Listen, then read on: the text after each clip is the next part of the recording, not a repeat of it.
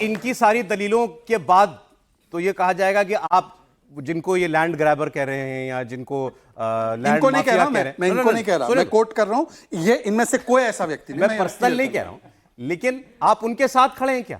किनके? जिनको इन्होंने लैंड ग्रैबर कहा, जिन्होंने कहा ये अशरफों का बोर्ड है, पासमानदाओं का नहीं। देखिए सौरभ जी, सबसे पहले तो मैं एक बात बता दूं आपसे कि जो चीज़ें इन्होंने दलीलें गिनवाई हैं, और जैसा कि कल मोदी साहब ने दाऊदी बोहरा समाज के लोगों के सामने बैठ करके, मुझे कल मोदी साहब की एक बात बहुत अच्छी लगी। मैं सलाम करता हूं मोदी साहब को, कितनी फिक्र है उन्हें 11 साल से मुसलमानों की, मानना पड़ेगा साहब, मैं सलाम करता हूं मोदी साहब को। उन्होंने कल कहा कि मैं 5 साल से आपके बारे में, वक्फ बोर्ड के बारे में सोच रहा हूं, जो जो आपने कहा वो हमने इसमें सब डाला, मेंशन किया। घंटों बहस चली पार्लियामेंट में, उसके बाद भी आपको सुप्रीम कोर्ट से 7 दिन का वक्त मांगना पड़ा। अरे कमाल सोचा 5 साल आपने साहब, मैं तो सलाम करता हूं मोदी साहब को। इतना 5 साल सोचने के बाद, घंटों पार्लियामेंट में बहस करने के बाद फिर ये कहना पड़ा कि 7 दिन का वक्त दे दो मुझे, बड़े कमाल की बात है साहब। दूसरा, वक्फ बोर्ड जो है, वक्फ की जो जमीनें हैं, इसमें कोई शक नहीं है कि उसमें खुर्द-बुर्द हो रहा है, उस पर कब्जे हैं, वो खाली होना चाहिए, और वो गरीबों, यतीमों, बेवाओं जिनके लिए वाकिफ ने वक्फ की है, उनके हवाले करना चाहिए, उनको फ़ायदा मिलना चाहिए। मैं इन जमातों से बहुत दूर रहता हूँ, ना मेरा, जिन लोगों के आप नाम ले रहे हैं, मैं तो नाम भी नहीं लेता किसी चैनल पे, ज़रूरत नहीं मुझे, मैं किसी के साथ नहीं हूँ, मैं अपने देश के साथ हूँ। सुप्रीम कोर्ट का जो फैसला आएगा, अगर हमारे हक में होगा हम उसे कबूल करेंगे, नहीं होगा रिव्यू। अभी आप इस कानून के खिलाफ क्यों हैं? नहीं, देखिए उसमें कोई ऐसी चीज़ उसमें नहीं है। अगर आपको कुछ करना था हमारे लिए, तो सौरभ जी, ये 3 लोग दानिश्वर खड़े हैं हिंदुस्तान में, वो चीजें हम आपको दिखा देंगे जो 1 रुपया साल की लीज पर है, अरबों की जमीनें, उस पर आपने कोई कानून नहीं बनाया कि उनको, जहां एक दुकान का किराया 50,000 रुपया आ रहा है, वहां हमें 5 रुपया महीना मिल रहा है, तो उस पर आपको कुछ गौर करना चाहिए था। दूसरा, जो लोग कब्जा कर रहे हैं, पहले सजा का प्रावधान था, आपने वो सजा हटा दी, तो क्या किया आपने मेरे लिए? उतना तो मुझे आप बता। देखिए, भाषण देने से कुछ नहीं होता, भाषण तो हमसे अच्छा कोई नहीं दे सकता। मैं तो 15 साल से स्पीकर हूं, 2.5 3 घंटा बगैर ब्रेक के बोलता हूं, नहीं बोल पाएंगे, लेकिन उससे कोई हल नहीं निकलने वाला। आप क्या कह रहे हैं, कानून नरम है और सख्त होना चाहिए था? बिल्कुल, इस पे सख्त होना चाहिए था।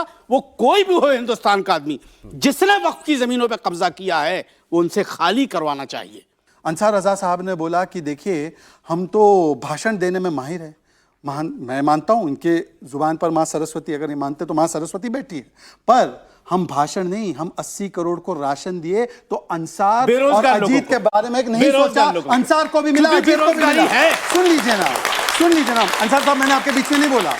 1 लाख लोग हज पे जाते थे, मौलाना साहब को पता है, इनका सऊदी में, और अभी पीएम जा भी रहे सऊदी, इनको सारी चीजें पता है। आज 1 लाख नहीं 2 लाख लोगों का लिमिट किया है, और महरम के बिना महिलाएं जा सकती है। 70% माइनॉरिटी का ड्रॉप आउट रेट था, बच्चियों का स्कूल में टॉयलेट बनवा दिए, 13 करोड़, शिल्पा और सुल्ताना दोनों के घर में 30% स्कूल का ड्रॉप आउट रेट हुआ है। और मान्यवर, आप बताइए कि भरोसा नहीं है, उन्होंने क्या दिया? उन्होंने हाशिमपुरा, भागलपुर, मीरठ, मलियाना, नेल्ली, अहमदाबाद, जलगांव दंगे दिए, और आज ऐसा कोई दंगा नहीं हुआ, पर भरोसा हम पर नहीं है। ठीक है, मत कीजिए भरोसा, क्योंकि हम वोट के लिए नहीं, हम वोटर को मानते हैं, वोट आए ना आए, वोटर के लिए हम काम करते हैं, बिना वोट की चिंता। बहुत सारी बातें गिनवा दी, भरोसा नहीं है, उसका जवाब सर प्लीज, एक बार भी नहीं उनकी बात आई, प्लीज मुमताज। देखिए, अभी साजिद रशीदी साहब ने कहा सौरभ जी कि घोड़े को पट्टा लगा दिया जाता है, हाँ बड़ी बात कही, तो वो सीधे चलता है, सबके पट्टा लगा है। अच्छा, वो तो कम से कम चलता है, उसको दिखाई देता है, लेकिन ये जो पट्टा बांध ले रहे हैं उसका क्या करोगे, जिनको कुछ दिखाई नहीं दे रहा है? भाई वो घोड़ा है, कम से कम चल रहा है, आगे बढ़ तो रहा है, लेकिन ये कि पट्टा बांध लेना, तो ये कुछ लोग उनमें से हैं कि जो पट्टा बांधे। अब जो इस कानून के साथ है, सबकी आंख में पट्टा बांधा। हाँ, मैं क्यों कह रहा हूं, उसकी वजह यह है कि इनको दिखाई नहीं दे रहा है कि विष्णु शंकर जैन जैसे लोग 40,000 मस्जिदों की लिस्ट लिए घूम रहे हैं कि इनको खोदना है हमें, और कहीं तो खुदाई भी शुरू कर दी है, पूरा भारत खोदने पे तुले हुए, इनको नजर नहीं आ रहा है। हमारा सवाल ये है, और ये जवाब दें कि क्या चोर को जेल भेजोगे? नहीं भेजने के तैयार, पूछ लीजिए इनसे। मैं कह रहा हूं, माल मालिक को मिलेगा कि नहीं? नहीं मिलेगा। उसकी वजह क्या है कि चोर खुद सरकार है। ये बता नहीं रहे, कह रहे मैं 5% देख कर 40-45% जमीनें सरकार के अंडर में, सरकार उस पर काबिज है।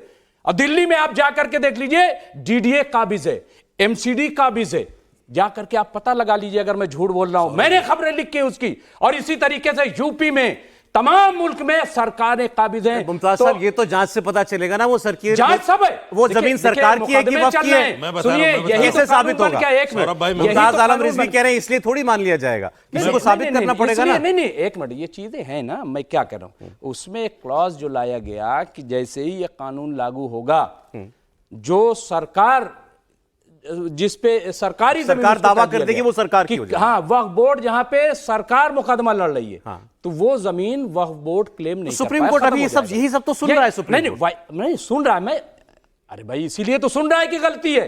गलती ना होती तो फेंक देता सुप्रीम कोर्ट की, जाओ भागो यहां से। ठीक है भाई सुन रहा है, इसका मतलब ये है कि गलती है, लेकिन